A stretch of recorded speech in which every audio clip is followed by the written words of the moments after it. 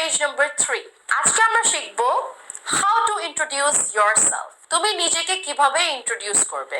কারো সামনে নিজেকে পরিচয় করতে হলে প্রথমে নিজের নাম দিয়ে শুরু করবে। যেমন hello my name is Sara বা hello my name is Sam. Then তুমি তোমার বয়স বলবে। I am 5 years old.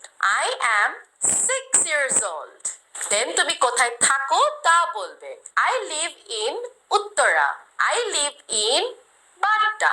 এরপরে তুমি কাদের সাথে থাকো তা বলবে। I live with my parents বা I live with my grandparents। তারপর তুমি তোমার বাবার নাম এবং মায়ের নাম বলবে। বলবে my father name is, তোমার বাবার যা নাম তা বলবে। তারপর বলবে my mother name is, তোমার মায়ের নাম। এরপরে তুমি বলবে তুমি কোন ক্লাসে পড়ো। I study in class 2। তারপরে বলবে তোমার favorite hobby। My favorite hobby is watching cartoon. My favorite hobby is reading books. My favorite hobby is singing.